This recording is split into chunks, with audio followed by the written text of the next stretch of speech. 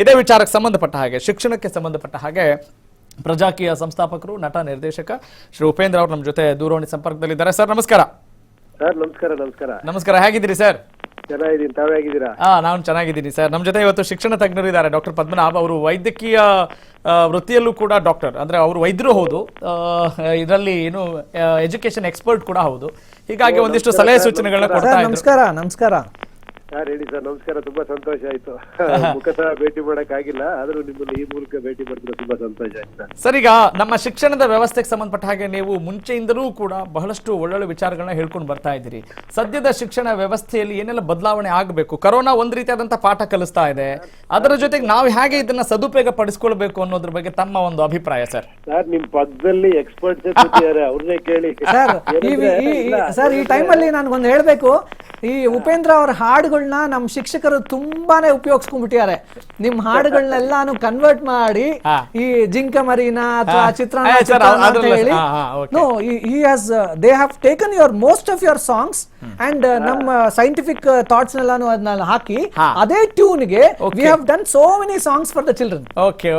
ಸುಮಾರು ಸಾಂಗ್ಸ್ ಕೂಡ ಅದೇ ಉಪೇಂದ್ರ ಸ್ಟೈಲ್ ಅಲ್ಲೇ ಕೂಡ ಮಕ್ಕಳಿಗೆ ಪಾಠ ಮಾಡ್ಬೇಕು ಅಂತ ಹೇಳಿ ಎಷ್ಟೊಂದು ಹಠವಾದಿ ಟೀಚರ್ಸ್ ಇದ್ದಾರೆ ಅಂತಂದ್ರೆ ಅವ್ರು ಮಾಡುವಂತ ಪ್ರತಿಯೊಂದು ಕನ್ನಡ ಪಾಠನೂ ಕೂಡ ಉಪೇಂದ್ರ ಸ್ಟೈಲ್ ಅಲ್ಲೇ ಡೆಲಿವರಿ ಮಾಡಿ ಆ ಮಕ್ಕಳಲ್ಲಿ ಕಲಿಕೆ ಎಷ್ಟು ಮಟ್ಟಿಗೆ ಆಗಿದೆ ಅಂತ ಹೇಳಿ ಸುಮಾರು ಪ್ರಶಂಸೆ. ಅಂದ್ರೆ ಅದ್ರ ಮೂಲಕ ಏನ್ ಹೇಳಕ್ ಇಷ್ಟಪಡ್ತಿದ್ದೀರಿ sir? You can take anybody as your josh. ಸುಮಾರು ಮಕ್ಕಳು ಆಗಿರ್ಬೋದು ಅಥವಾ ಪೇರೆಂಟ್ಸ್ ಆಗಿರ್ಬೋದು, ಉಪೇಂದ್ರ ಅವ್ರಿಗೆ he has got a name, he has got his own style. Correct, sir. Correct. People want to mimic that and then take an advantage of that and do teaching.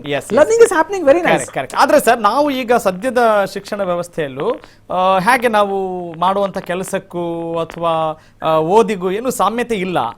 ಪ್ರಾಯೋಗಿಕವಾದಂತಹ ಶಿಕ್ಷಣ ಬರಬೇಕು, ಬಂದ್ರೆ ಒಳ್ಳೇದು ಅನ್ನೋದು ಉಪೇಂದ್ರ ಅವರ ಅಭಿಪ್ರಾಯ. ಮತ್ತು ಅವರು ನೋಡ್ತಾ ಇದ್ದೀರಿ ನೀವು ಸ್ಕ್ರೀನ್ ಅಲ್ಲೂ ಕೂಡ ಅವರು ಟ್ವೀಟ್ ಕೂಡ ಮಾಡಿದ್ರು ಆ ವಿಚಾರಕ್ಕೆ ಸಂಬಂಧಪಟ್ಟ ಹಾಗೆ. ಮುಂಚೆ 4 ಗೋಡೆಗಳ ಮಧ್ಯೆ ಕಲಿಯೋದು ಶಿಕ್ಷಣನ ಅಂತ ಬಲವಾಗಿ ಅನಿಸ್ತಿತ್ತು. ಹೇಳ್ತಾರೆ, school is a building with 4 walls inside it ಅಂತ ಹೇಳಿ. Correct. And with tomorrow inside it ಅಂತ ಹೇಳಿ. Got it, sir. School is a building with 4 walls and tomorrow inside it. Correct. ನಾಳೆ ಅನ್ನೋದು ಅದರಲ್ಲಿದೆ ಅಂತ ಹೇಳಿ. ಹೌದು ಸರ್. ಈಗೇನ್ ಅಂದ್ರೆ ಅವ್ರಿಗೆ ಈಗೇನು ಸಿಂಪಲ್ ಆಗಿ ಏನು ನಿಮ್ಮ ಅಭಿಪ್ರಾಯವನ್ನು ವ್ಯಕ್ತಪಡಿಸ್ತೀರಿ ಈಗ? ಸರ್, ಇದು ಈಗಾಗಲೇ ಶುರು ಆಗ್ಬಿಟ್ಟಿದೆ. ಬಹುಶಃ ನಮ್ಮ ಲಾಸ್ಟ್ ಟೈಮ್ ಅಲ್ಲಿ ಒಂದು ಪ್ರೋಗ್ರಾಮ್ ಮಾಡಿದ್ವಿ. ಆ ಪ್ರೋಗ್ರಾಮ್ ಅಲ್ಲಿ ಮಾಡ್ಬೇಕಾದ್ರೆ ನಾವು ಮಾತಾಡ್ತಾ ಇದ್ವಿ, ಪ್ರಾಯೋಗಿಕ ಶಿಕ್ಷಣ ಏನಿದೆಯೋ ಅದು ಈಗಾಗಲೇ ಶುರು ಆಗ್ಬಿಟ್ಟಿದೆ. It has come to a greater extent. ಇನ್ನು ಕೆಲವು ಶಾಲೆಗಳಿದಾವೆ, maybe their thought process are age old and it is not been bloomed. But ಈಗಾಗ ಏನಾಗಿದೆ, ಈಗ ಸುಮಾರು ಶಾಲೆಗಳಲ್ಲಿ ಪ್ರಾಯೋಗಿಕ ಹಂತಕ್ಕೆ ಬಂದಿದೆ and it is going on and we are all there. ನಿಮ್ಮಂತವರೆಲ್ಲರೂ ಇದ್ರ ಬಗ್ಗೆ ಹೆಚ್ಚಿನ what do you expect from him sir? ನೀವೇನು ನಿರೀಕ್ಷೆ ಮಾಡ್ತಾ ಇದ್ದೀರಿ? ನಾನೇನು ನಿರೀಕ್ಷೆ ಮಾಡ್ತಾ ಇದ್ದೀನಿ ಅಂತಂದ್ರೆ, ಮೇ ಬಿ ಬಹುಶಃ if you are able to bring it out in better way to the media. So what are you thinking sir? ನಿಮ್ ಪ್ರಕಾರ ಏನಾಗಬೇಕು ಅಂತ ಅನ್ಕೊಳ್ತಾ ಇದ್ದೀರಾ ಸರ್? ಇಲ್ಲ ಸರ್, ಏನಂದ್ರೆ ಈ ದೊಡ್ಡವರೆಲ್ಲ ಹೇಳಿದೆ, ನಿಮ್ಗೂ ಗೊತ್ತಿರುತ್ತೆ, ಅದೇನ್ ನಾನೇನು ಹೊಸದಾಗಿ ಹೇಳ್ತಾ ಇಲ್ಲ. ಅದ್ ಹೇಳ್ತಾರೆ ಗೊತ್ತಾ ಸರ್, ಒಂದು ಮರದ ಮುಂದೆ ಒಂದು ಮೊಸಳೆನ, ಆನೆನ, ಒಂದು ಜಿಂಕೆನ, ಒಂದು ಏನೋ ಚಿರತೆ ನಿಲ್ಸಿದ್ರೆ ಚಿರತೆ ಪಟ್ಟ ತತ್ಬಿಡುತ್ತೆ. ಆನೆ, ಕುದುರೆ, ಈಗ ಬೇರೆವೆಲ್ಲ ನಮ್ ಕೈಲಿ ಮರ ಹತ್ತಕ್ ಆಗೋದಿಲ್ಲ, ನಾವು ಮೂರ್ಖರು ಅನ್ಕೊಂಡೆ ಜೀವನ ಇಡೀ ಬದುಕ್ತಾ ಇರ್ತದೆ. ಅಂದ್ರೆ ಏನಂದ್ರೆ ಒಬ್ಬೊಬ್ಬ ಮಗುಗ್ ಒಂದೊಂದ್ ಕೆಪಾಸಿಟಿ ಇರುತ್ತೆ, ಒಂದೊಂದ್ ಇದಿರುತ್ತೆ. ಅದನ್ನ ಏನೋ ಎಲ್ಲಾ ಎಕ್ಸ್ಪೋಸ್ ಮಾಡಬಾರ್ದು ಅಂತಲ್ಲ, ಎಲ್ಲಾ ವಿದ್ಯೆಗಳು ಎಕ್ಸ್ಪೋಸ್ ಮಾಡ್ಬೇಕು. ಬಟ್ ಅವ್ರೇನೋ ಅದ್ರಲ್ಲಿ ಉತ್ತೀರ್ಣರಾಗ್ತಿಲ್ಲ ಅಂದಾಗ ನಮ್ಗದು ಬೇರೆ ದಾರಿ ಮಾಡೋದು ಪ್ರೈಮರಿ ಶಿಕ್ಷಣದಲ್ಲೇ ಆಗ್ಬೇಕು ಅಂತ ನನಗೆ ಅನಿಸಿಕೆ ಸರ್ ಅದು. ಯಾಕಂದ್ರೆ ಓಕೆ, ಏನೋ ಬೇಸಿಕ್ ಅಂದ್ಬಿಟ್ಟು ಸಿಕ್ಕಾಪಟ್ಟೆ ನಾವು ತಲೆ ತುಂಬ್ತಾ ಇದೀವ ಮಕ್ಕಳಿಗೆ ಅಂತ. ಈಗ ಯಾಕಂದ್ರೆ ನೆಕ್ಸ್ಟ್ ಅವರು ಫರ್ದರ್ ಹೈಯರ್ ಎಜುಕೇಶನ್ ಹೋದಾಗ ಅವ್ರಿಗೆ ಅರ್ಥ ಆಗುತ್ತೆ, ನಾವು ಇದನ್ನ ಎಲ್ಲಿ ಇಂಪ್ಲಿಮೆಂಟ್ ಮಾಡ್ತೀವಿ, ಎಲ್ಲಿ ಅಪ್ಲೈ ಮಾಡ್ತಿದೀವಿ ಅಂದಾಗ ಅದು ಬಹಳ ಬೇಗ ಅವ್ರಿಗೆ ಅರ್ಥ ಆಗುತ್ತೆ. ಈಗ ಅಪ್ಲೈ ಮಾಡೋದು ಏನೋ ಗೊತ್ತಿರಲ್ಲ, ಬೇಸಿಕ್ ಅನ್ಬಿಟ್ಟು ಜಾಸ್ತಿ ಆಗ್ತಿದ್ಯಾ ಮಕ್ಕಳಿಗೆ ಶಿಕ್ಷಣದಲ್ಲಿ ಹೊರೆ ಜಾಸ್ತಿ ಆಗ್ತಿದ್ಯಾ ಅನ್ನೋ ಸರ್ ಈಗಾಗಲೇ ಶುರು ಆಗಿದೆ. ಬಹುಶಃ ನೀವು ನೋಡಿರ್ಬೋದು, 10ನೇ ಕ್ಲಾಸ್ ಹಂತದಲ್ಲೇ CBSE ಅಲ್ಲೇ ಕೂಡ 2 ತರ ಗಣಿತ ಇದೆ. There is 2 types of mathematics. ಹುಡುಗ ನಾನು ಮುಂದಕ್ಕೆ ನಾನು ಸೈನ್ಸ್ ಮಾಡ್ತೀನಿ ಅಂತ ಹೇಳಿ ಹೋಗೋವನ್ಗೆ ಒಂಥರ ಮ್ಯಾಥ್ಸ್ ಇದೆ. ಇನ್ನೊಬ್ಬ ಇಲ್ಲ, ನಾನು ಸೈನ್ಸ್ ತಗೊಳ್ಳೋದೇ ಇಲ್ಲ, ನಾನು ಯಾಕೆ ಇಷ್ಟೊಂದು ಕಷ್ಟಪಟ್ಟು ಓದಬೇಕು ಅಂತ ಹೇಳಿ ಅದು ಈಗಾಗಲೇ ಶುರು ಆಗ್ಬಿಟ್ಟಿದೆ. ಸ್ಕಿಲ್ ಓರಿಯೆಂಟೆಡ್ ಅಲ್ಲ, ಬೇಸಿಕ್ ಮ್ಯಾಥಮೆಟಿಕ್ಸ್. ಇವ್ರು ಸರ್ ಏನ್ ಹೇಳ್ತಾ ಇದ್ರು, ಉಪೇಂದ್ರ ಅವ್ರು ಏನ್ ಮಾತಾಡ್ತಾ ಇದ್ರು, ಅವ್ನು ಬೇಕಾಗದೇ ಇದ್ರು ಕೂಡ ಅವ್ನ ಮೇಲೆ ಜಾಸ್ತಿ ಹೊರೆ ಆಗ್ತಾ ಇದೆ ಅಂತ ಹೇಳಿ ಇಷ್ಟು ವರ್ಷ ಅದು ನಡೀತಾ ಇತ್ತು. ಬಟ್ ಆದ್ರೆ ಈಗ ಏನಾಗ್ಬಿಟ್ಟಿದೆ, MHRD ಲೆವೆಲ್ ಅಲ್ಲಿ NCERT ಅವರೆಲ್ಲ ಕೂಡ ಇದನ್ನ ಶುರು ಮಾಡ್ಬಿಟ್ಟಿದ್ದಾರೆ. ಮಗು ಯಾವ್ದು ಬೇಡವೋ ಅವ್ನು ಆರ್ಟ್ಸ್ ಹೋಗ್ಬೇಕಾದ್ರೆ ಇವ್ನು ಯಾಕೆ ಇಷ್ಟೊಂದು ಕಷ್ಟಪಟ್ಟು ಮ್ಯಾಥ್ಸ್ ಓದ್ಬೇಕು? ಬೇಕಾಗಿಲ್ಲ. ಸರ್ ಹಾಗೆ Basic ಉಪೇಂದ್ರ mathematics ಅವರು ಹೇಳೋ ಸಾಕು. ವಿಚಾರದಲ್ಲಿ ನಿಮ್ಮಂತ ತಜ್ಞರು ಬಹಳಷ್ಟು ಈ ವಿಚಾರದಲ್ಲಿ ಇಲ್ಲ, ಈಗಾಗ್ಲೇ ಶುರು ಸಲಹೆ ಆಗಿದೆ. ಸೂಚನೆ ಕೊಟ್ರೆ ಸರ್ಕಾರಕ್ಕೂ ಕೂಡ ಹೇಳ್ಬೋದಲ್ವಾ ಅನ್ನೋ ಒಂದು ಮಾರ್ಮಿಕ ಸಂದೇಶ ಕೂಡ ಇದೆ. ದೊಡ್ಡದೊಂದು ಅಲೆನೇ ಶುರು ಆಗ್ಬಿಟ್ಟಿದೆ. Okay, ದೊಡ್ಡದೊಂದು ಅಲೆನೇ ಶುರು ಆಗ್ಬಿಟ್ಟಿದೆ. ಈಗಾಗ್ಲೇ ಸ್ಟಾರ್ಟು ಆಗಿದೆ. 2 ವರ್ಷದಿಂದನೇ ಇದು ಶುರು ಆಗ್ಬಿಟ್ಟಿದೆ. ಬೇಕಾಗೇ ಇಲ್ಲ, ಮಗು ಅದು ಓದ್ತಾ ಇಲ್ಲ ಅಂತಂದ್ರೆ ಬಹುಶಃ ಅವನ ಅದ್ರಲ್ಲಿ ಫೇಲ್ ಆಗ್ಬಿಟ್ರೆ ಏನಾಗ್ತಾನೆ. ಹಂಗಾಗಿ ಅವನೊಂದು ಸ್ವಲ್ಪ ಹೊರೆ ಕಮ್ಮಿ ಮಾಡಿ ಅವ್ನು ಬೇಸಿಕ್ ಮ್ಯಾಥಮೆಟಿಕ್ಸ್ ಕೊಡೋಣ, ಅವ್ನು ಪಾಸ್ ಆದ್ರೆ ಓಕೆ, ದಟ್ ಇಸ್ ಸರ್. ಅಂದ್ರೆ ಈಗಿರೋ ತರ ಸ್ಕೂಲೇ ಬೇಡ ಅಂತಾನ ಸರ್, ಅಥವಾ ಅದನ್ನ ಕಲಿಸುವ ನಿಟ್ಟಿನಲ್ಲಿ ನಾವು ಬಹಳಷ್ಟು ಪ್ರಾಬ್ಲಮ್ ಮಾಡ್ಕೊಂಡಿದೀವಿ ಅಂತ ಅದು ಕೂಡ ಬದಲಾವಣೆ ಆಗ್ಬೇಕು ಅನ್ಸುತ್ತೆ ಸರ್ ಉಪೇಂದ್ರ ಸರ್? ಇಲ್ಲ ಸರ್, ಏನಂದ್ರೆ ಖಂಡಿತ ಇನೋವೇಷನ್ಗಳು ಎಲ್ಲ ಇದ್ರಲ್ಲೂ ಆಗ್ಲೇಬೇಕು ಸರ್. ಏನಾಗ್ತಾ ಇದೆ ಅಂದ್ರೆ ವ್ಯವಹಾರ ಅಂತ ಬಂದಾಗ ಸರ್, ನಾನು ಯಾವಾಗ್ಲೂ ಹೇಳ್ತಾನೆ ಇರ್ತೀನಿ, ಯಾವಾಗ ಎಲ್ಲವನ್ನೂ ಬಿಸ್ನೆಸ್ ಆಗಿ ನೋಡಿದಾಗ ಏನಾಗುತ್ತೆ, ಅಲ್ಲಿ ವಿಚಾರಗಳು ಕಡಿಮೆ ಆಗ್ಬಿಟ್ಟು ಏನೋ ಬಿಸ್ನೆಸ್ ಜಾಸ್ತಿ ಆಗ್ಬಿಡುತ್ತೆ. ನಮ್ಗಲ್ಲಿ ಹಣ ಮಾಡೋದೇ ಮುಖ್ಯ ಆಗುತ್ತೆ ಅಷ್ಟೇ ಹೊರತು ಏನಂದ್ರೆ ಇವಾಗ ನಾನು ಒಂದು 5 ವರ್ಷ ಏನೋ ಒಂದು ಎಜುಕೇಶನ್ ಕೊಡಬೇಕು, ನಾನು ಬೇಕಂತ 5 ವರ್ಷ ಹೇಳಿದ್ದೀನಿ. ಯಾಕಂದ್ರೆ ಪ್ರತಿ ವರ್ಷ 1 ಲಕ್ಷ 2 ಲಕ್ಷ ನಾನು ಫೀಸ್ ವಸೂಲಿ ಮಾಡ್ತೀನಿ ಅನ್ನೋ ಪರಿಸ್ಥಿತಿ ಬಂದ್ಬಿಟ್ಟಾಗ 1 ವರ್ಷದ ಹೇಳ್ಕೊಡೋ ಅಂತಂದ್ರೆ 5 ವರ್ಷ ಹೇಳಿದ್ದೀನಿ. ನಾನು ಎಲ್ಲಾ ಕಡೆ ಲಾಬಿ ಮಾಡ್ತೀನಿ. ಯಾಕಂದ್ರೆ ನಾ ಏನಾಗಿದೆ ಅಂದ್ರೆ ಒಂದು 10% ಜನರ ಸ್ವಾರ್ಥಕ್ಕೋಸ್ಕರ 90% ಜನ ಸಫರ್ ಆಗೋ ತರ ಆಗೋಗ್ಬಿಟ್ಟಿದೆ. ಪಾಪ ಆ 90% ಜನಕ್ಕೆ ಬೇರೆ ದಾರಿ ಇಲ್ದಿರೋ ತರ ಆಗಿದೆ. ಸೊ ನಾನು ಇದನ್ನ ಬ್ಲೇಮ್ ಮಾಡ್ತಾ ಇಲ್ಲ ಸರ್, ಇದು ಬಹಳ ವರ್ಷಗಳಿಂದ ಆಗಿರುವಂತದ್ದು. ಆದ್ರೆ ಎಲ್ಲವೂ ಇದೇ ತರ ಆಗಿದೆ ಅಂತ ಹೇಳ್ತಿಲ್ಲ, ಖಂಡಿತ ಇದ್ರಲ್ಲೂ ಬಹಳ ಆವಿಷ್ಕಾರಗಳು ನಡೀತಾ ಇದೆ. ಸ್ವಲ್ಪ ಇದನ್ನ ದೊಡ್ಡ ಮಟ್ಟದಲ್ಲಿ ಆಗಿ ಏನಲ್ಲಿ ಎಜುಕೇಶನ್ ಅನ್ನೋದು ಯಾವತ್ತೂ ಜನಗಳಿಗೆ ಹೊರೆ ಆಗಬಾರ್ದು. ಏನೇಳಿ ನನ್ನ ಮಗ ಹೆಂಗಿದ್ರು ಓದ್ತಾನ ಅಂತ ಒಂದು ಬಹಳ ಏನೇಳಿ ಮುಕ್ತವಾದಂತ ವಾತಾವರಣ ಇರ್ಬೇಕು. ಅವ್ನು ಆನ್ಲೈನ್ ಓದ್ಬೋದು, ಅವ್ನು ಬರೀ ಗೂಗಲ್ ಇಟ್ಕೊಂಡು ಓದ್ಬೋದು, ಬರೀ ಮೊಬೈಲ್ ಇಟ್ಕೊಂಡು ಅವ್ನು ಏನೋ ತಿಳ್ಕೊಬಹುದು. ಸೊ ಈ ತರ ಒಂದು ಮುಕ್ತವಾದ ಅಟ್ಮಾಸ್ಫಿಯರ್ ಮಾಡ್ಬೇಕು. ಆಮೇಲೆ ಸರ್ಟಿಫಿಕೇಶನ್ ಅನ್ನೋದೇ ಮುಖ್ಯವಾದ ಇದಾಗಬಾರ್ದು ಸರ್ ನನ್ನ ಪ್ರಕಾರ. ಅದು ತಜ್ಞರಿದ್ದಾರೆ, ದಯವಿಟ್ಟು ಸರ್ ನಿಮ್ಗೊಂದು ನನ್ನ ರಿಕ್ವೆಸ್ಟ್ ಏನಂದ್ರೆ, ಇವಾಗ ನೋಡಿ ಸರ್, ನನ್ನ ಹತ್ರ ಒಂದು ಸಿಂಪಲ್ ಎಕ್ಸಾಂಪಲ್ ಹೇಳ್ತೀನಿ. ನನ್ನ ಹತ್ರ ಯಾರೋ ಒಬ್ರು ಬಂದ್ಬಿಟ್ಟು ನಾನು ಎಡಿಟಿಂಗ್ ಎಕ್ಸ್ಟ್ರಾಂಟ್ರಿ ಮಾಡ್ತೀನಿ ಸರ್, ನಾನೊಂದು VFX ಗ್ರಾಫಿಕ್ಸ್ ಏನೋ. ಹಾ ಸರ್ ನಿಮ್ಮ ಧ್ವನಿ ಕೇಳಿಸ್ತಾ ಇಲ್ಲ.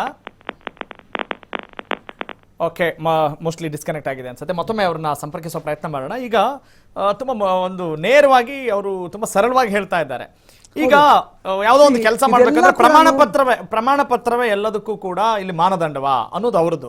ಪ್ರಮಾಣ ಪತ್ರವನ್ನ ನೋಡಿ ನೀವು ಕೆಲಸ ಕೊಡ್ತೀರಾ ಅಥವಾ ಅವರ ಸ್ಕಿಲ್ ನ ನೋಡಿ ಏನು ಅವರಿಗೆ ಕೆಲಸ ಕೊಡ್ತೀರಾ ಅನ್ನೋದು ಒಂದು ದೊಡ್ಡ ಪ್ರಶ್ನೆ ಆಗಿದೆ ಸರ್. ಓದಿಗೂ ಮತ್ತು ಅವರ ಸರ್, ಈಗ ನೀವು ವೈದ್ಯರು, ಕರೆಕ್ಟ್ ಸರ್, ಕರೆಕ್ಟ್. ಅದು ಡಿಫ್ರೆಂಟ್ ಆಗಿರುತ್ತೆ. ಡ್ರೈವಿಂಗ್ ಲೈಸೆನ್ಸ್ ಕೂಡ ಅಥವಾ ಡ್ರೈವಿಂಗ್ ಲೈಸೆನ್ಸ್ ಸುಮ್ಮನೆ ತೆಗೆದುಕೊಂಡು ಅವನಿಗೆ ಸ್ಕಿಲ್ ಅಂತ ಹೇಳಿದ್ರೆ ಅದು ಕೂಡ ಫ್ಲಾಪ್ ಅಲ್ವೇ? ಹೌದು. ಈಗ ನೀವು ಒಬ್ಬ ವೈದ್ಯರು ಶಿಕ್ಷಣ ಸಂಸ್ಥೆನೂ ಕೂಡ ನಡೆಸ್ತಾ ಇದ್ದೀರಿ ಅಲ್ವೇ? ಅದಕ್ಕೂ ಇದಕ್ಕೂ ಸಂಬಂಧನೇ ಇಲ್ಲ. ಅಂದ್ರೆ ಹೀಗಾಗಿ ನಿಮ್ಮ ಪ್ಯಾಷನ್ ಸಂಬಂಧ ಇಲ್ಲ ಅಂತಲ್ಲ. ಒಂದ್ ನಿಮಿಷ ಹೇಳ್ತೀನಿ. ನಾನು ವೈದ್ಯ ಆಗಿದ್ರು ಕೂಡ ನಾನು ಶಾಲೆ ಸ್ಟಾರ್ಟ್ ಮಾಡಿದಾಗ ಬಹುಶಃ there are very few people to come and sit in front of me to tell that you are not a qualified person. I have did my B.Ed only because of that. Sir, ನಾನೀಗೇನು ಹೇಳಕ್ ಹೊರಟಿದ್ದೀನಿ, ಈಗ correct ನಿಮ್ಮ passion ಇದು, ನಿಮ್ಮ passion drive ಮಾಡ್ತಾ ಇದೆ ಇಲ್ಲಿ. ಬೇರೆ ನಮ್ಮ ಸರ್ಟಿಫಿಕೇಟ್ ನಮ್ಮನ್ನು ಡ್ರೈವ್ ಮಾಡಬಾರ್ದು, ನಮ್ಮ ಪ್ಯಾಷನ್ ಡ್ರೈವ್ ಮಾಡಬೇಕು, ಅದೇ ಆಗ್ತಾ ಇರೋದು. ಆ ನಿಟ್ಟಿನಲ್ಲಿ ಯಾಕೆ ನಾವು ಹೆಚ್ಚು ಗಮನ ಹಾಕಬಾರ್ದು ಅನ್ನೋದು ಅವರ ಮಾತಿನ ಸಾರಾಂಶ. ಅದು ನಡೀತಾ ಇದೆ, ಗಮನ ಹಾಕಬೇಕು. ಬಿಟ್ ಈಗ ನಡೀತಾ ಇದೆ ಅಂತ ಹೇಳಿದ್ರೆ ಇದೇ ಪಕ್ಕ ಆಗಿದ್ದಾಗ ಯಾಕೆ ಇದಕ್ಕೆ ಹೆಚ್ಚಿನ ಒತ್ತನ್ನು ಕೊಡಬಾರ್ದು ಅಂತ ಅವರು. ಎಸ್, ಈಗ ಮತ್ತೆ ಉಪೇಂದ್ರ ಅವರು ಕನೆಕ್ಟ್ ಆಗಿದ್ದಾರೆ. Yes sir, go head sir, let's. Yes sir, ಮಾತಾಡಿ ಸರ್, ಮುಂದುವರಿಸಿ ಸರ್. ಈಗ ನಂದೇ ಎಕ್ಸಾಂಪಲ್ ಹೇಳ್ಬೇಕಂದ್ರೆ ಸರ್, ನನ್ನ ಹತ್ರ ಯಾರೋ ಒಬ್ಬ ಅದ್ಭುತವಾಗಿ ಒಂದು ಕೆಲಸ ಮಾಡ್ಕೊಂಡ್ ಬಂದಾಗ ನಾನು ಅದನ್ನ ನೋಡ್ತೀನಿ ಅಷ್ಟೇ ಹೊರತು ಏನು ಗೋಲ್ಡ್ ಮೆಡಲ್ ತಗೊಂಡಿರ್ಲಿ, ಎಂತ ಸರ್ಟಿಫಿಕೇಟ್ ತಗೊಂಡಿರ್ಲಿ, ಅದನ್ನ ಕನ್ಸಿಡರ್ ಮಾಡಲ್ಲ. ನನ್ನ ವೈಯಕ್ತಿಕ ವಿಚಾರಕ್ಕೆ ಬಂದಾಗ ಎಲ್ಲಾ ಬಿಸ್ನೆಸ್ ಅಲ್ಲೂ ಇದೇ ತರ ಅನ್ಕೊಂಡಿದ್ದೀನಿ ನಾನು. ಹೌದು ಸರ್, ಹೌದು. ಸೊ ಅದೇ ಮೇನ್ ಮುಖ್ಯವಾದ ಮಾನದಂಡ ಆಗಬಾರ್ದು ಆಕ್ಚುಲಿ. ಆಮೇಲೆ ಪ್ರಾಕ್ಟಿಕಲ್ ಎಜುಕೇಶನ್ ಅನ್ನೋದು ಸ್ವಲ್ಪ ಜಾಸ್ತಿ ಆಗ್ಬೇಕು ಅಂತ, ಅದಕ್ಕೆ ಸ್ವಲ್ಪ ತಜ್ಞರೆಲ್ಲ ಕೂತ್ಕೊಂಡು ಸ್ವಲ್ಪ ಹೇಗೆ ಏನೋ ಬುಕ್ಕಿಶ್ ಥಿಯರಿಟಿಕಲ್ ನ ಕಡಿಮೆ ಮಾಡಿ ಪ್ರಾಕ್ಟಿಕಲ್ ಆಗಿ ಜಾಸ್ತಿ ಹೆಂಗ್ ಇದ್ ಮಾಡ್ಬೋದು ಅಂತ. ಬಟ್ ನಂದು ಒಂದೇ ಒಂದು ಯೋಚನೆ ಇದೆ ಸರ್, ಗೊತ್ತಿಲ್ಲ ತಜ್ಞರು ಯಾವ ತರ ಏನೋ ನೀವೆಲ್ಲ ತಗೊಂಡ್ರೆ ಸಜೆಷನ್ ತಗೋಬಹುದು, ಹೇಳ್ಬೋದಾ? ಹೇಳಿ ಸರ್, ಹೇಳಿ ಪ್ಲೀಸ್, ಗೋ ಹೆಡ್. ಅಲ್ಲ ನೋಡಿ ಸರ್, ಒಂದು ಕ್ಲಾಸ್ ಅಲ್ಲಿ ಒಂದು 60 ಮಕ್ಕಳಿದ್ದಾರೆ, 50 ಮಕ್ಕಳಿದ್ದಾರೆ ಅಂದ್ರೆ ಆ 50 ಮಕ್ಕಳ ತಂದೆ ತಾಯಂದ್ರು ಬೇರೆ ಬೇರೆ ಬೇರೆ ಜಾಬ್ ಅಲ್ಲಿ ಇರ್ತಾರೆ ಅಲ್ವಾ ಸರ್? ಡೈವರ್ಸಿಫೈಡ್ ಜಾಬ್ಗಳು. ಒಬ್ರು ಸಾಫ್ಟ್ವೇರ್ ಅಲ್ಲಿ ಇರ್ಬೋದು, ಒಬ್ರು ಯಾರೋ ಕುಕಿಂಗ್ ಅಲ್ಲಿ ಇರ್ಬೋದು, ಒಬ್ರು ಕಾಂಟ್ರಾಕ್ಟ್ ಅಲ್ಲಿ ಇರ್ಬೋದು, ಒಬ್ರು ರಿಯಲ್ ಎಸ್ಟೇಟ್, ಒಬ್ರು ಬ್ಯಾಂಕ್ ಅಲ್ಲಿ ಇರ್ಬೋದು, ಬೇರೆ ಬೇರೆ ಇದಿರುತ್ತಲ್ವಾ ಸರ್? ಏನ್ ಸರ್? ಅಲ್ವಾ? ಅವಾಗ ಒಂದೊಂದು ಮಕ್ಕಳನ್ನ 2 ದಿನ ಒಬ್ಬೊಬ್ಬ ಪೇರೆಂಟ್ ಜೊತೆ ಅವರ ಕೆಲಸದಲ್ಲಿ ಕಳಿಸಿ ಏನೇಳಿ ಡೈರೆಕ್ಟ್ ಆಗಿ ಪ್ರಾಕ್ಟಿಕಲ್ ಆಗಿ ಅವ್ರು ಕಲಿಯುವಂತ ಒಂದ್ ಏನಾರ ಆ ತರದೊಂದು ವ್ಯವಸ್ಥೆಗಳು ಏನ್ ಹೇಳಿ ಆ ತರದ್ ಸ್ವಲ್ಪ ಸಣ್ಣದಾಗಿ ಹೇಳ್ತೀನಿ ಸರ್, ಅದನ್ನ ಇನ್ನೂ ಪಕ್ಕ ಯೋಚನೆ ಮಾಡಿಲ್ಲ, ನನಗೆ ಅನ್ನಿಸ್ತಿರೋದು ಹೇಳ್ತಾ ಇದ್ದೀನಿ. ಹಲವಾರು ಏನಂದ್ರೆ ಮಕ್ಕಳಿಗೆ ಹಲವಾರು ವೈವಿಧ್ಯವಾದಂತ, ಈಗ ನಮ್ಮ ಹಿಂದ್ಗಡೆ ಹೇಳ್ತಿರಲ್ಲ ಸರ್ 62 ವಿದ್ಯೆಗಳು ಹೇಳ್ಕೊಡ್ತಿದ್ರು ನಮ್ಮ ಗುರುಕುಲ ಪದ್ಧತಿಯಲ್ಲಿ. ಆತರ ಹೆಚ್ಚು ಹೆಚ್ಚು ವಿದ್ಯೆಗಳನ್ನ ಜಾಸ್ತಿ ಗೊತ್ತಾಗ್ತಿದ್ದಂಗೆ, ಗೊತ್ತಿಲ್ಲ ಯಾರ್ಯಾರ ಹತ್ರ ಏನೇನ್ ಟ್ಯಾಲೆಂಟ್ ಇರುತ್ತೋ, ಹೆಂಗ್ ಎಕ್ಸ್ಪ್ಲೋರ್ಡ್ ಆಗುತ್ತೋ ಗೊತ್ತಿರಲ್ಲ. ಆತರ ಒಂದಷ್ಟು ಹಲವಾರು ವಿಭಿನ್ನವಾದ ಬದಲಾವಣೆಗಳಾಗ್ಬೇಕು ಸರ್ ಶಿಕ್ಷಣದಲ್ಲಿ. ಸರ್ ನಿಜ ಸರ್, ಯಾಕಂದ್ರೆ ಈಗ ಬಹಳಷ್ಟು ಜನ ಓದಿಕೊಂಡಂಥವ್ರು, ಬಹಳ ಒಳ್ಳೊಳ್ಳೆ ಉನ್ನತ ಹುದ್ದೆಯಲ್ಲಿ ಇರುವಂಥವ್ರು ಕೂಡ ಒಂದಿಷ್ಟು ಹೇಸ್ಟಿ ಡಿಸಿಷನ್ಸ್ನ ತೆಗೆದುಕೊಳ್ಳೋದು ಕೂಡ ಆಗ್ತಾ ಇದೆ. ಅದು ಕೂಡ ಶಿಕ್ಷಣದ ಕೊರತೆನಾ ಅಂತ ಒಂದು ಸಲ ಅನ್ಸುತ್ತೆ. ಆ ಆಲೋಚನೆ ಕೂಡ ತಾವು ಮಾಡಿದಿರಿ ಅಂತ ಅನ್ಕೊಳ್ತೀನಿ ಸರ್ ಉಪೇಂದ್ರ ಸರ್. ಯಾವ್ದು ಸರ್? ಅಂದ್ರೆ ಸರ್, ಈಗ ಶಿಕ್ಷಣದಲ್ಲಿ ಎಲ್ಲವೂ ಸರಿ ಇದ್ದಿದ್ರೆ ಎಲ್ಲರೂ ಕೂಡ ಧೈರ್ಯವಾಗಿರ್ತಾ ಇದ್ರು. ಒಂದು ಉನ್ನತ ಹುದ್ದೆಯಲ್ಲಿ ಇದ್ದಂಥವರು ಕೂಡ ತಮ್ಮ ಪ್ರಾಣವನ್ನ ಕೈ ಚೆಲ್ಲಿರುವಂತಹ ಅನೇಕ ಘಟನೆಗಳನ್ನ ನೋಡ್ತಾ ಇರ್ತೀವಿ. ಅವರಿಗೆ ಸರಿ ಶಿಕ್ಷಣದಲ್ಲಿಯೇ ನಮಗೆ ಒಂದು ಏನೋ ಮಾನಸಿಕ ಸ್ಥೈರ್ಯವನ್ನ ತುಂಬೋ ನಿಟ್ಟಿನಲ್ಲಿ, ಅಥವಾ ಧೈರ್ಯಶಾಲಿಗಳಾಗಿರೋ ನಿಟ್ಟಿನಲ್ಲಿ, ಆತ್ಮವಿಶ್ವಾಸ ತುಂಬೋ ನಿಟ್ಟಿನಲ್ಲಿ, ಸರ್ವತೋಮುಖ ಅಭಿವೃದ್ಧಿ ಆಗಿದ್ರೆ ಹಿಂಗೆ ಆಗ್ತಾ ಇರಲಿಲ್ಲ, ಇಂಥ ಘಟನೆಗಳು ಕೆಲವೊಂದೆಲ್ಲ ನಡೆಯಲ್ಲ ಅಂತ ಅನ್ಸುತ್ತೆ. ನೋಡ್ತಾ ಇರ್ತೀರಿ ಎಷ್ಟೋ ಸೆಲೆಬ್ರಿಟೀಸ್ಗಳಿರ್ಬೋದು. ಅಂದ್ರೆ ಯಾಕೆ ಹೀಗೆಲ್ಲ ಮಾಡ್ಕೊಂಡ್ರು ಅನ್ನುವ ಒಂದು ಪ್ರಶ್ನೆ ಬರ್ತಾ ಇದೆ. ಅದಕ್ಕೆ ಮೂಲ ಕಾರಣ ಶಿಕ್ಷಣ ಅಂತ ಅನ್ಸುತ್ತಾ ತಮ್ಗೆ? ಸರ್ ಮೂಲ ತುಂಬಾ ಬಹಳ ವಿಚಿತ್ರವಾಗಿದೆ. ಅದ್ ಹೇಳಿದ್ರೆ ತುಂಬಾ ನೀವು ಸ್ಪಿರಿಚುವಲ್ ಫಿಲಾಸಫರ್ ಅನ್ಬಿಡ್ತೀರಾ ಸರ್. ಏನಾದ್ರೂ ನೀವ್ ಏನ್ ಸತ್ಯ ಹೇಳ್ತೀರಾ ಅನ್ನೋ ನಂಬಿಕೆ ಸರ್. ಏನಂದ್ರೆ ಅದು ಚೆನ್ನಾಗಿ ಹೇಳಿದ್ರಲ್ಲ ಸರ್, ನನಗ್ ಗೊತ್ತಿದೆ ಅನ್ನೋರ್ಗೆ ಏನು ಗೊತ್ತಿರಲ್ಲ, ನನಗ್ ಗೊತ್ತಿಲ್ಲ ಅನ್ನೋರ್ಗೆ ಎಲ್ಲಾ ಗೊತ್ತಿರುತ್ತೆ ಅನ್ನೋಂತ ಒಂದು ಬಹಳ ವಿಚಿತ್ರವಾದ ವಿಷಯ ಸರ್ ಅದು. ಹಾ ಸರ್. ಯಾಕಂದ್ರೆ ಈ ತುಂಬಾ ಗೊತ್ತಿರೋರಿಗೆ ಈ ದೇಶದ ದೊಡ್ಡ ಪ್ರಾಬ್ಲಮ್ ಅನ್ನಿಸ್ತಾ ಇದೆ ಸರ್. ನಾನ್ ಈ ದೇಶ ಬದಲಾಯಿಸ್ಬಿಡ್ತೀನಿ, ನಾನೇನೋ ಚೇಂಜ್ ಮಾಡ್ಬಿಡ್ತೀನಿ ಅಂತ ಹೇಳೋದಕ್ಕಿಂತ ಅದು ಜನಗಳ ಹತ್ರನೇ ಹೋಗ್ಬೇಕು. ಅವ್ರಿಗೆ ಒಂದು ಆಪ್ಷನ್ ಕೊಟ್ಟಾಗ ಏನಾಗುತ್ತೆ, ಸಾವಿರಾರು ಯೋಚನೆಗಳು ಬರುತ್ತೆ ಸರ್ ಜನಗಳಿಂದ. ಇವಾಗ ಹೆಂಗೆ ಗೊತ್ತಾ ಸರ್, ನನ್ನಿಂದ ನಿಮ್ಮ ಜೀವನದಲ್ಲಿ ಬದಲಾವಣೆ ತರ್ತೀನಿ ಅನ್ನೋದು ಎಷ್ಟು ಅಸತ್ಯವೋ ಸುಳ್ಳು ಅದು, ಅದೇ ನೀವ್ ಇನ್ವಾಲ್ವ್ ಆದಾಗ ಅದ್ಭುತವಾದ ಬದಲಾವಣೆಗಳಾಗುತ್ತೆ ಅಲ್ವಾ ಸರ್? ಆತರ ಎಲ್ಲರೂ ನನಗೆ ಎಲ್ಲ ಒಂದ್ ಕಡೆ ಕೇಳಿದೆ, ಅಮೆರಿಕಲ್ಲೆಲ್ಲ ಸ್ಕೂಲಲ್ಲಿ ಏನ್ ಸಿಲೆಬಸ್ ಬೇಕು ಅಂತ ಅಲ್ಲಿರೋ ಏನೋ ಪೇರೆಂಟ್ಸ್ ಗಳೆಲ್ಲ ಡಿಸೈಡ್ ಮಾಡ್ತಾರಂತೆ. ಪೇರೆಂಟ್ಸ್ ಗಳೆಲ್ಲ ನಮ್ಗೆ ಈ ತರ ಬೇಕು, ನಮ್ಗೆ ಈ ತರ ಬದಲಾವಣೆ ಬೇಕು ಅಂತ. ಆತರ ಒಂದು ನಮ್ಮಲ್ಲೂ ಇದೆ, ಮಾಡ್ತಾ ಇದ್ದಾರೆ ಖಂಡಿತ ಆ ತರದ್ದು. ಇದು ಸ್ವಲ್ಪ ಜಾಸ್ತಿ ಆಗಿ ಎಲ್ಲರ ಅಭಿಪ್ರಾಯಗಳು ಗೌರವ ಕೊಟ್ಟು ಅದರಲ್ಲಿ ದಿ ಬೆಸ್ಟ್ ಯಾವ್ದು ಅಂತ ತಜ್ಞರು ಕೂತ್ಕೊಂಡು ಒಂದಷ್ಟು ಆತರ ಆವಿಷ್ಕಾರಗಳಾಗ್ಬೇಕು ಸರ್. ಈ ಬಿಸ್ನೆಸ್ ಅನ್ನೋದನ್ನ ಹೊರಗಿಡ್ಬೇಕು ಸರ್. ಶಿಕ್ಷಣ ಮತ್ತು ಆರೋಗ್ಯ ಎರಡರಲ್ಲಿ ಬಿಸ್ನೆಸ್ ಹೊರಗೆ ಇಡ್ಲೇಬೇಕು ಸರ್ ಈ ದೇಶದಲ್ಲಿ. ಸರ್ ಈಗ ಇದು ಬಹಳ ಪ್ರಾಕ್ಟಿಕಲ್ಲಿ ಇದು ಎಷ್ಟು ಸಮಂಜಸ ಅಥವಾ ಎಷ್ಟು ಏನು ಈ ಮಾತು ಈ ಟೈಮ್ನಲ್ಲಿ ಅರಗಿಸಿಕೊಳ್ಳಿಕ್ಕೂ ಕೂಡ ಕಷ್ಟ. ಯಾಕಂದ್ರೆ ಕಬಂಧ ಬಾಹುಗಳೆಲ್ಲ ಚಾಚಿ ಬಿಟ್ಟಿದೆ. ಆರೋಗ್ಯ ಕ್ಷೇತ್ರ ಇರ್ಬೋದು, ಶಿಕ್ಷಣ ಕ್ಷೇತ್ರ ಇರ್ಬೋದು, ಬಿಸ್ನೆಸ್ಗೂ ಅದು ಬಿಸ್ನೆಸ್ ಇಲ್ಲ ಅಂದ್ರೆ ಅದಿಲ್ಲ ಅನ್ನೋ ಥರ ಆಗ್ಬಿಟ್ಟಿದೆ. ಹಿಂಗಾಗಿ ಈ ಆಲೋಚನೆಯ ಬೀಜವನ್ನ ಈಗ ನಾವು ಬಿತ್ತಾ ಇದ್ದೀವಾ ಅಂತ ಅನ್ಸುತ್ತೆ ಸರ್. ಇಲ್ಲ ನೋಡಿ ಸರ್, ಯಾಕಂದ್ರೆ ದೊಡ್ಡ ಡಾಕ್ಟರ್ ಇವರೇ ಏನೋ ನಮ್ಮ ದೇವಿ ಶೆಟ್ಟಿ ಅವ್ರು ಹೇಳಿದ್ದಾರೆ, ಯಾಕೆ 5 ಕೋಟಿ 3 ಕೋಟಿ ರೂಪಾಯಿ ಏನೋ ಮೆಡಿಸಿನ್ ಓದೋರಿಗೆ ಬೇಕು ಆಕ್ಚುಲಿ, ಅಷ್ಟು ದೊಡ್ಡ ಬಿಲ್ಡಿಂಗ್ಗಳು, ಅಷ್ಟು ರೂಮ್ ಅಲ್ಲಿ ಮೆಡಿಸಿನ್ ಕಲಿಬಹುದು ಅಂತ ಅವರೊಂದು ಸ್ಪೀಚೇ ಕೊಟ್ಟಿದ್ದಾರೆ ನೋಡಿ. ಹೌದು ಹೌದು ಸರ್. ಯಾಕಂದ್ರೆ ನಾವು ಅದನ್ನ ಏನೋ ಎಜುಕೇಶನ್ ಅದನ್ನ ಎಕ್ಸ್ಪೆನ್ಸಿವ್ ಮಾಡ್ಬಿಟ್ಟಾಗ ಏನಾಗುತ್ತೆ, 5 ಕೋಟಿ ಖರ್ಚು ಮಾಡೋಬ್ಬ ಡಾಕ್ಟರ್ ಆದವರು ನಾಳೆ ಏನ್ ಮಾಡ್ತಾರೆ ಅವ್ರ ಪಾಪ. ಹೌದು, ಅವ್ರು ಮೆಡಿಕಲ್ ಕೌನ್ಸಿಲ್ಗೆ ಸಜೆಷನ್ ಕೊಟ್ಟಿದ್ರು. ಹೌದು. ಆಮೇಲೆ ಪಾಪ ಬೇರೆ ಮಧ್ಯಮ ವರ್ಗದವರು ಬಡವರು ಏನು ಡಾಕ್ಟರ್ ಅಯ್ಯೋ ಸಾಧ್ಯನೇ ಇಲ್ಲ ಅನ್ನೋ ಒಂದು ಅಟ್ಮಾಸ್ಫಿಯರ್ ಕ್ರಿಯೇಟ್ ಮಾಡೋದಿದೆಯಲ್ಲ ಸರ್. ಇಂಟರ್ವ್ಯೂನ್ ಆಗ್ತಾ ಇದ್ದೀನಿ. ಈಗ ಬೇರೆ ದೇಶಗಳಲ್ಲಿ ಪಾಲಕರ ಪೋಷಕರ ಅಭಿಪ್ರಾಯಗಳನ್ನ ಕೇಳಿಕೊಂಡು ಸಿಲೆಬಸ್ನ ರೆಡಿ ಮಾಡ್ತಾರೆ ಅಂತ ಹೇಳಿದ್ರೆ, ಇಲ್ಲಿಯೂ ಅದೇ ಪರಿಸ್ಥಿತಿ ಮುಂದುವರೆದ್ರೆ ಅದು ಎಷ್ಟರ ಮಟ್ಟಿಗೆ ಸಮಂಜಸ ಆಗ್ಬೋದು? ನಮ್ಮ ಪಾಲಕರಿಗೆ ಮತ್ತು ಪೋಷಕರಿಗೆ ಅದರ ಬಗ್ಗೆ ಸಂಪೂರ್ಣವಾದಂಥ ಮಾಹಿತಿ ಇರುತ್ತಾ? ಹೀಗಾದ್ರೆ ಒಳ್ಳೇದಾಗುತ್ತಾ ಅನ್ನೋ ಒಂದಿಷ್ಟು ಪ್ರಶ್ನೆಗಳು ಕಾಡಲ್ವಾ ಸರ್? ಸರ್ ಇದೊಂದೇ ಸರ್ ನಮ್ಮ ಏನ್ ಗೊತ್ತಾ ಸರ್, ಈ ದೇಶ ನಾವೆಲ್ಲ ದೇಶದ ಬಗ್ಗೆ ಮಾತಾಡ್ತೀವಿ, ದೇಶ ಉದ್ಧಾರ ಆಗ್ಬೇಕು ಅಂತ. ಬಟ್ ಜನಗಳು ಉದ್ಧಾರ ಆಗಕ್ ನಾವ್ ಪ್ರಯತ್ನನೂ ಪಡಲ್ಲ. ಜನಗಳಿಗೇನು ಗೊತ್ತಿಲ್ಲ, ಜನಗಳು ದಡ್ರು, ಅವ್ರಿಗೇನ್ರಿ ಗೊತ್ತಾಗುತ್ತೆ. ಈ ಲೀಡರ್ಸ್ ಪ್ರಾಬ್ಲಮ್ ಸರ್ ಇದು. ಈಗ ನಾನ್ ಲೀಡರ್ ಆಗ್ಬೇಕು ಅಂದ್ರೆ ಫಸ್ಟ್ ನಾನ್ ನಿಮ್ಮನ್ನ ಇನ್ಫೀರಿಯಾರಿಟಿ ಕಾಂಪ್ಲೆಕ್ಸ್ ಹೇಳ್ತೀನಿ, ನಿಮ್ಗೇನು ಗೊತ್ತಿಲ್ಲ ಅಂತ ಹೇಳಕ್ ಶುರು ಮಾಡ್ತೀನಿ. ಅವಾಗ ನೀವು ನನ್ ಮಾತು ಕೇಳ್ತೀರಾ? ನೀವು ಮಾತಾಡಿ ಅಂದ್ರೆ ಇವನಿಗೆ ಭಯ, ಅವರೆಲ್ಲ ಮಾತಾಡ್ಬಿಟ್ರೆ ನನಗೇನು ಅಸ್ತಿತ್ವ ಇದೆ ಅಲ್ಲಿ ಅಂತ. Problem sir. ಯಾಕಂದ್ರೆ ಸರ್ ವಿಚಾರವಂತರು ಮಾಡ್ಬೇಕಲ್ಲ ಸರ್. ಸರ್ ತಂದೆ ತಾಯಿಗೆ ಮಕ್ಳಿಗಿರೋ ಅಷ್ಟು ಪ್ರೀತಿ, ತಂದೆ ತಾಯಿಗಿರೋ ಮಕ್ಕಳ ಮೇಲಿರೋ ಪ್ರೀತಿ ಯಾರಿಗಾರ ಬರಕ್ ಸಾಧ್ಯನಾ ಸರ್? ಚಾನ್ಸ್ ಇಲ್ಲ ಸರ್, ನೋ ವೇ ಸರ್. ಆ ಸತ್ಯನ ಒಪ್ಕೊಬೇಕಲ್ವಾ ಸರ್? ಹೌದು ಸರ್, ಹೌದು sir.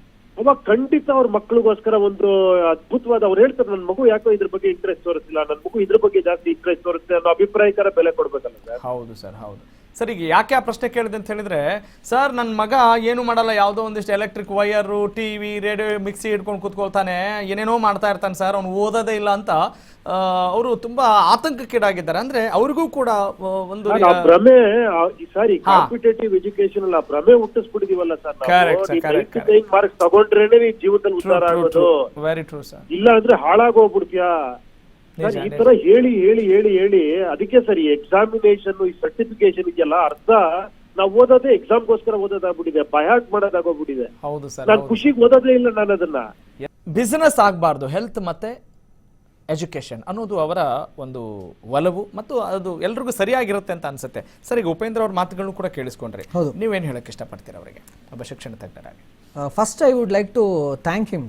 Hats off to this man. Process ಒಬ್ಬ ಚಲನಚಿತ್ರ ನಟನಾಗಿ ಇಷ್ಟು ಮಟ್ಟಿಗೆ ಅವರಿಗೆ ಆಲೋಚನೆ ಇದೆ ಅಂತಂತಂದ್ರೆ it is really very nice. ಅವರ ಆಸಕ್ತಿಗೆ ನಿಜವಾಗ್ಲೂ I have to join my hands and say ಈಗ ನಮ್ಮ ಕೃತಜ್ಞತೆಗಳ ಜೊತೆ ಕೆಲಸ ಆಗಬೇಕು ಅನ್ನೋದು ಅವರ ಪ್ರಬಲವಾದ ಖಂಡಿತ. ಎಸ್ ಎಸ್, ಐ ಥಿಂಕ್ ಅವ್ರಿಗೆ ಇಷ್ಟೊಂದು ಇಂಟ್ರೆಸ್ಟ್ ಇದೆ, ಇಷ್ಟೊಂದು ಇನ್ ಡೆಪ್ತ್ ಆಗಿ ಅವ್ರು ಮಾತಾಡ್ತಾ ಇದಾರೆ ಅಂತಂದ್ರೆ ಬಹುಶಃ there are so many people with qualification, highly qualified educationist ಇದ್ದಾರೆ, ಹಲವಾರು ವರ್ಷಗಳಿಂದ ಶಿಕ್ಷಣಕ್ಕೋಸ್ಕರ ದಣಿದಿದ್ದಾರೆ. ಬಟ್ ಆದ್ರೂ ಕೂಡ may be this thought process is not there in them. I have attended many such seminars and all. ಬಹುಶಃ ನನ್ಗೇನಾದ್ರು ಅವಕಾಶ ಸಿಕ್ಕರೆ ಇವ್ನು ಒಂದ್ ಸ್ವಲ್ಪ ಹೇಳ್ಕೊಂಡು ಹೋಗಿ, we have to make him also national curriculum framework ಎಲ್ಲ ಮಾಡಬೇಕಾದ್ರೆ we have taken parents and all that. So ಹಂಗಾಗಿ ಒಂದು ಅವಕಾಶ ಆಕ್ಟರ್ಸ್ಗೂ ಕೂಡ ಒಂದು ಅವಕಾಶ ಕೊಟ್ಟು ನಿಮ್ಮನ್ನು ಕೂಡ ಕರ್ಕೊಂಡು ಹೋಗಿ ಅವರು ಅಫ್ಕೋರ್ಸ್ ಅದ್ರ ಮೂಲಕ ಗುರುತಿಸಿಕೊಂಡಿರ್ಬೋದು. ಅವ್ರು ಯಾವುದೇ ಸಿನಿಮಾ ನೋಡಿದ್ರು ಕೂಡ ಸಮಾಜಕ್ಕೆ ಒಂದು ಸಂದೇಶ ಇರುತ್ತೆ, ನಾವು ಯಾವ ರೀತಿ ಕಾರ್ಯಪ್ರವೃತ್ತರಾಗಬೇಕು ಅಂತ ಹೇಳ್ಕೊಂಡು ಬಂದಿದ್ದಾರೆ. ಈಗ ನೀವು ಅವ್ರನ್ನ ಇನ್ವೈಟ್ ಮಾಡ್ತಾ ಇದ್ದೀರಿ. ಖಂಡಿತ sir. I think whenever there is a chance, ನಮ್ಮಲ್ಲಿ ಹಲವಾರು ಕಾರ್ಯಕ್ರಮಗಳು ನಡೀತಾ ಇರುತ್ತೆ. We will surely invite you, we will take your suggestions and then we will see for how it can be implemented so that ಅವಾಗ ನಿಮ್ಮ ಆಸೆ ಕೂಡ Upendra sir ಹೇಳಿ ಸರ್. ಸರ್ ತುಂಬಾ ಧನ್ಯವಾದ. ನೀವು ನನ್ನ ಬಗ್ಗೆ ತುಂಬಾ ದೊಡ್ಡದಾಗಿ ಮಾತಾಡ್ತಿದ್ರ. ನಾನು ಏನು ಇಲ್ಲ ಸರ್, ನಿಮ್ಮಂತ ಎಕ್ಸ್ಪರ್ಟ್ಸ್ ಗಳು ತುಂಬಾ ವಿಚಾರವಂತರು ಅಲ್ಲಿ ಇದ್ದಾರೆ ಸರ್. ನಾನು ಮೂಲ ಸತ್ಯ ಹೇಳಿಲ್ಲ ಸರ್, ಸ್ವಲ್ಪ ಕಠಿಣ ಇರ್ಬೋದು ಈ ಸತ್ಯ, ಬಟ್ ಏನಕ್ಕೆ ಪಾಪ ನಿಮ್ಮ ವಿಚಾರಗಳು ಯಾಕೆ ಇದಕ್ಕೆ ಹೊರಗೆ ಬರಲ್ಲ ಅಂದ್ರೆ ಮೇನ್ ಆಗಿ ಪಾಲಿಟಿಕ್ಸ್ ಬಿಸ್ನೆಸ್ ಆಗಿರೋದೇ ಮೂಲ ಕಾರಣ ಸರ್. ಯಾಕಂದ್ರೆ ಅಲ್ಲಿ ಪಾಲಿಟಿಕ್ಸ್ ಯಾವಾಗ ಬಿಸ್ನೆಸ್ ಆಗುತ್ತೋ ಅದಕ್ಕೆ ಸಂಬಂಧಪಟ್ಟ ಎಲ್ಲ ಬಿಸ್ನೆಸ್ ಆಗುತ್ತಲ್ಲ ಸರ್. ಇದು ಜನ ಅರ್ಥ ಮಾಡ್ಕೊಬೇಕು. ಯಾವಾಗ ಪಾಲಿಟಿಕ್ಸ್ ನ ಬದಲಾಯಿಸ್ತಾರೋ, ವಿಚಾರಗಳು ಪಾಲಿಟಿಷಿಯನ್ಸ್ ಹತ್ರ ಬರುತ್ತೋ, ವಿಚಾರಗಳಿಗೆ ಜನ ಮತ ಹಾಕಿದಾಗ ಈ ಎಲ್ಲಾ ವಿಚಾರಗಳಿಗೂ ಜ್ಞಾನ ಇರೋರಿಗೆ ಗೌರವ ಸಿಗುತ್ತೆ ಸರ್ ನನ್ನ ಪ್ರಕಾರ. ಇವಾಗ ಹಣ ಇರೋರಿಗೆ, ಹೆಸರಿರೋರ್ಗೆ ಬರೀ ಏನೋ ಒಬ್ರನ್ನೊಬ್ರು ಬೈದಾಡೋದು, ಕಿರ್ಚಾಡೋದು, ಆ ಟೈಮಲ್ಲಿ ಏನೋ ಒಂದು ಹೈಪ್ ಕ್ರಿಯೇಟ್ ಮಾಡೋದು, ಇಂಥವಕ್ಕೆ ಜನ ಮರಳಾಗಿ ಮತಗಳು ಚಲಾಯಿಸ್ಕೊಂಡ್ ಬಂದ್ರೆ ಏನಾಗತ್ತೆ ಸರ್? ಯಾಕಂದ್ರೆ ಸಾರಿ ಟು ಇಂಟರಪ್ಟ್, ನಿಮಗೆ ಗೊತ್ತಿರ್ಬೋದು ಪ್ರತಿ ಸಲ ನೀವು ಹೇಳೋದಕ್ಕೆ 100ರಷ್ಟು ಎಷ್ಟು ಕಟು ಸತ್ಯ ಅಂತಂದ್ರೆ, ಪ್ರತಿ ಸಲ ನಮ್ಮಲ್ಲಿ ಚೇಂಜ್ ಆದಾಗ ಬಿಜೆಪಿ ಬಂದಾಗ ಒಂದು ಪಠ್ಯ ಪುಸ್ತಕ ಕ್ರಮ ಇರುತ್ತೆ, ಕಾಂಗ್ರೆಸ್ ಬಂದಾಗ ಒಂದು ಪಠ್ಯ ಪುಸ್ತಕ ಕ್ರಮ ಇರುತ್ತೆ, ಟೆಕ್ಸ್ಟ್ ಬುಕ್ ಬರೆಯೋರ್ಗೆ ಹೋದಾಗ ಅವ್ರಿಗೆ ಆಗ್ತಾ ಇರುವಂತ ಸಂಕಟ ಇನ್ ಯಾರಿಗೂ ಆಗಲ್ಲ. There are so many people who have left, ಬಿಟ್ಬಿಟ್ಟು ನಾನು ಬರೆಯೋದೇ ಇಲ್ಲ ಅಂತ ಹೇಳಿ ಬಂದಿರುವಂಥದ್ದು ಸುಮಾರಿದೆ. ಕೇಸರೀಕರಣ ಮಾಡಬೇಕು ಅಂತ ಕೆಲವರು ಅಂಬೇಡ್ಕರ್ನ ಹಾಕಬಾರ್ದು ಅಂತ ಕೆಲವರು, ನಮ್ಮ ಪಕ್ಷಕ್ಕೆ ಇದಾಗಿದೆ. ಸೊ ಇದರಲ್ಲಿ ನೀವು ಹೇಳಿದ ಮಾತ್ರ ಕರೆಕ್ಟು. ಪೊಲಿಟಿಷಿಯನ್ಸ್ ಎಷ್ಟು ಮಟ್ಟಿಗೆ ಇನ್ವಾಲ್ವ್ ಆಗ್ತಾರೋ, ಅವ್ರು ಯಾವಾಗ ಸ್ವಲ್ಪ ದೂರ ಆಗ್ತಾರೋ ಇದರಲ್ಲಿ ದೊಡ್ಡ ಬೆಳವಣಿಗೆ ಆಗುತ್ತೆ. ಅವ್ರು ಇರೋವರೆಗೂ ಕೂಡ ಇದು ಸಾಧ್ಯನೇ ಇಲ್ಲ. ಬಹುಶಃ ಅದು ಯಾರು ಇದನ್ನ ತಡಿತಾರೋ ಅಥವಾ ಯಾರು ಅದಕ್ಕೆ ಕಡಿವಾಣ ಹಾಕ್ತಾರೋ ಉಪೇಂದ್ರ ಉತ್ಪ್ರೇಕ್ಷೆ ಹೇಳ್ತಾ ಇಲ್ಲ, ನಿಮ್ಮ ಪಾತ್ರ ಬಹಳಷ್ಟಿದೆ. ಯಾಕಂತ ಹೇಳಿದ್ರೆ ಏನು ಮಾಡಕ್ಕಾಗಲ್ಲ. It is we are Tide, hands R Tide. ನಾನು ಇದು ಹೇಳ್ತಾ ಇದ್ದೀನಿ, ಇದು 100% ಫ್ಯಾಕ್ಟ್. ಇದು ಬೇಕಾದ್ರೆ ನೀವು ಹೋಗಿ ನೋಡಬಹುದು, ಅಥವಾ ನಿಮ್ಗೆ ಯಾರಾದ್ರೂ ಫ್ರೆಂಡ್ಸ್ ಇದ್ರೆ ಹೋಗಿ ಕರ್ಸಿ ನೋಡಿ ಎಷ್ಟು ಮಟ್ಟಿಗೆ ಡಿಕ್ಟೇಟ್ ಮಾಡ್ತಾರೆ ಅಂತಂದ್ರೆ. ಅವ್ರು ಡಿಕ್ಟೇಟ್ ಮಾಡಿ ಹೇಳ್ತಾರೆ ನಮ್ಗೆ ಈ ಪ್ರಶ್ನೆ ಇದು ಬೇಡ, ಇದು ಬೇಕಾಗಿಲ್ಲ. ಉಪೇಂದ್ರ ಸರ್ ಈಗ ಹ್ಯಾಂಡ್ಸ್ ಆರ್ ಟೈರ್ಡ್ ಅಂತ ಹೇಳ್ತಾ ಇದ್ದಾರೆ. ಈಗ ಇದರಿಂದ ನಾವೆಲ್ಲ ರಿಟೈರ್ಡ್ ಆಗ್ಬೇಕಾಗಿದೆ ಸರ್. ಅವ್ರ ಕೈ ಕಟ್ಟಾಕಿರೋದು ನಾನು ಪೊಲಿಟಿಷಿಯನ್ಸ್ಗೂ ಬ್ಲೇಮ್ ಮಾಡಲ್ಲ ಸರ್. ಅವ್ರ ಕೈ ಕಟ್ಟಾಕಿರೋ ಜನಗಳೇ ಸರ್. ನಾವೇ ಮಾಡಿರೋ ತಪ್ಪು ಸರ್ ಇದು. ನಾನು 500,000 ಇಸ್ಕೊಂಡು ಓಟ್ ಹಾಕ್ತೀನಿ ಅಂದಾಗ ಸರ್ ನನಗೆ ಏನ್ರ ಬಗ್ಗೆ ರೈಟ್ಸ್ ಇರುತ್ತೆ ಸರ್? ಜನಗಳ ಬಗ್ಗೆ ಏನೋ ನಮ್ಮ ಈ ವಿಚಾರಗಳ ಬಗ್ಗೆ ಮಾತಾಡೋ ರೈಟ್ಸೇ ಇರಲ್ಲ ಸರ್. Interconnected chain. ನಾವು ಜನಗಳ ಓಟ್ ಹಾಕ್ತೀವಿ, ಓಟ್ ಹಾಕಿ ಈಗಾಗಲೇ ಪ್ರಜಾಕೀಯದ ಮೂಲಕ ಸಾಕಷ್ಟು ಅವೇರ್ನೆಸ್ ಕೂಡ ಕ್ರಿಯೇಟ್ ಮಾಡ್ತಾ ಇದ್ದಾರೆ ಉಪೇಂದ್ರ ಸರ್. ಉತ್ತಮ ಪ್ರಜಾಕೀಯ ಪಕ್ಷ ಅಂತ ಕೂಡ ಎಲ್ಲಿಯೂ ಹೇಳ್ಕೊಳ್ಳಿದೆ. ಅಂದ್ರೆ ಮತ್ತೆ ಪಕ್ಷ ಅಂದ್ರೆ ಬೇರೆ ಪಕ್ಷಕ್ಕೂ ನಮಗೂ ಏನ್ರಿ ವ್ಯತ್ಯಾಸ ಬರುತ್ತೆ? ಆ ಸಿದ್ಧಾಂತಗಳು, ವಿಚಾರಗಳು ಮಾತನಾಡುವಾಗಬೇಕು ಅನ್ನುವ ಅವರ ಪರಿಕಲ್ಪನೆಗೆ ಒಂದು ದೊಡ್ಡ ಧನ್ಯವಾದಗಳನ್ನ ತಿಳಿಸ್ತೀನಿ. ಹ್ಯಾಟ್ಸ್ ಆಫ್ ಸರ್, ನಮ್ಮ ಜೊತೆ ಇಷ್ಟೊತ್ತು ಈ ಕಡಿಮೆ ಅವಧಿಯಲ್ಲಿ ಬಹಳಷ್ಟು ವಿಚಾರಗಳನ್ನ share thank you sir, thank you sir, thank you very much sir. ನಮ್ಮ ಹತ್ರ ಮಾತಾಡಿದ್ದಕ್ಕೆ ತುಂಬಾ ತಾವು ಓಪನ್ ಆಗಿ ಕರೆಕ್ಟ್ ಆಗಿ ಹೇಳಿದ್ರಿ ಸರ್. ನಿಮ್ಮ ಕೈನ ಕಟ್ಟಾಗ್ದಿರೋ ಒಂದು time sir, it is open fact that everybody knows. ಎಲ್ರಿಗೂ ಗೊತ್ತಿರುವಂತದ್ದು. ಎಲ್ಲಾ ಶಿಕ್ಷಣ ತಜ್ಞರು ಕೂಡ ಟೆಕ್ಸ್ಟ್ ಬುಕ್ ಬರೀಬೇಕಾದ್ರೆ ಆಗ್ತಾ ಇರುವಂತ ಕಾರ್ಯಕ್ರಮಗಳು ಹಲವಾರು ಜನ ರಿಸೈನ್ ಮಾಡ್ಬಿಟ್ಟು ಹೋಗಿರ್ತವ್ರು ಇದ್ದಾರೆ. ನಾನ್ ಬರೆಯೋದೇ ಇಲ್ಲ, ನಂಗೆ ಬೇಕಾಗಿಲ್ಲ ಅಂತ ಹೇಳಿ ಹೋಗಿರುವಂತವ್ರು ಇದ್ದಾರೆ. ಅದನ್ನ ಬಿಟ್ಟು ಇನ್ನು ಕೆಲ್ಸಕ್ಕೆ ಬಾರದೆ ಅವರನ್ನೆಲ್ಲ ಆಯ್ಕೆ ಮಾಡ್ಕೊಂಡು ಅವ್ರಿಗೆ ಅಷ್ಟೋ ಇಷ್ಟೋ ಕೊಟ್ಟು ಅವ್ರಿಗೆ ಬೇಕಾಗಿರುವಂತ ಪಠ್ಯಕ್ರಮಗಳನ್ನ ರೂಪಿಸ್ಕೊಂಡು ಇವತ್ತು ನಮ್ಮ ಶಿಕ್ಷಣ ಸಂಸ್ಥೆಯಲ್ಲಿ ಆಗ್ತಾ ಇರುವಂತ ಧೋರಣೆನ ನೀವು ಎತ್ತಿ ಹಿಡಿದು ಮಾತಾಡ್ತಾ ಇದೀರಲ್ವಾ, big hats off to you. Probably you have to take it forward. ಇನ್ನೂ ನಿಮ್ಮ ಧ್ವನಿ ಹೆಚ್ಚೆಚ್ಚಾಗಿ ಕೇಳಿದ್ರೆ ಯಾರಾದ್ರೂ ಒಬ್ಬರಾದ್ರೂ ಕೂಡ ಇದಕ್ಕೆ ಸ್ಪಂದಿಸ್ತಾರೆ.